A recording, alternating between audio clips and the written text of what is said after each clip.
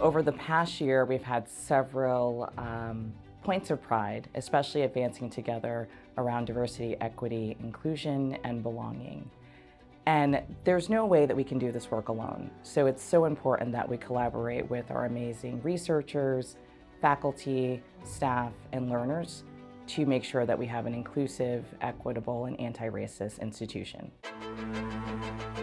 I'm very proud to be part of an institution that does have a diversity, equity, and inclusion and belonging specific program. It recognizes that we all come from different walks of life.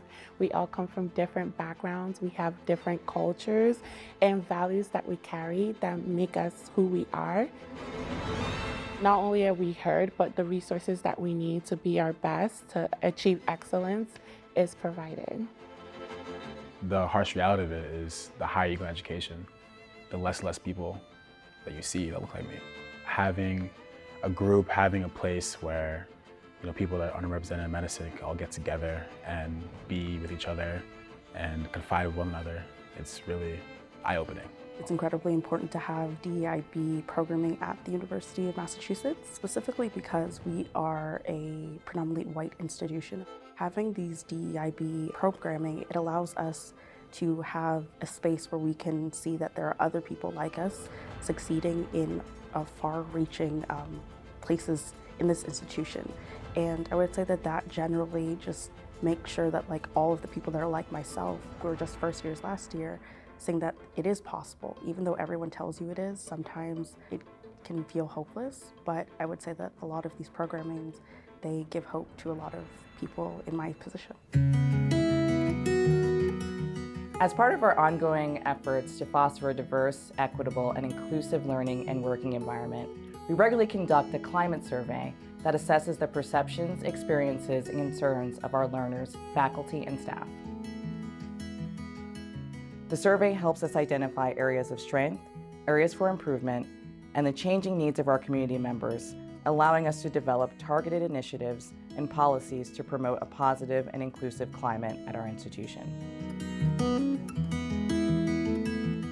At 4Health Consulting, our work is all based on making our health care experience more equitable, effective, and accessible for everyone. And in order to do that, our culture needs to reflect that. When we had the opportunity to jump into this pilot, we saw it as a great way to memorialize and put a frame around the work that we've already been doing. This is amongst our highest strategic priorities. It's visible to the organization everywhere we go. It's on our website. It's in all of our communications. We weave it into everything we do. We believe that that's going to bring us a culture where people feel like they're respected, they're included, and that they belong in. And that's what's going to inspire people to feel engaged and empowered. And frankly, is the passion behind why our people do the work that they do, to try to make the healthcare experience better. Because better means all of us.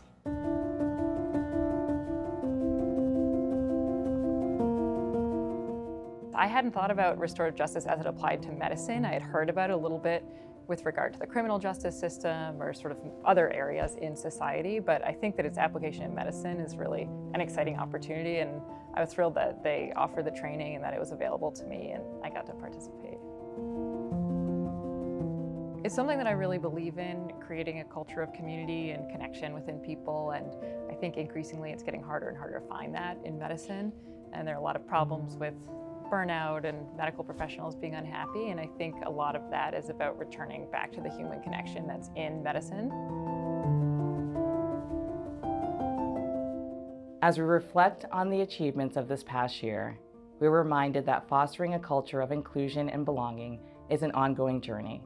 It requires a collective effort, continuous learning, and an unwavering commitment from all members of our community. I extend my deepest gratitude for the dedication, support, and engagement in advancing our shared vision of a truly inclusive and anti-racist institution.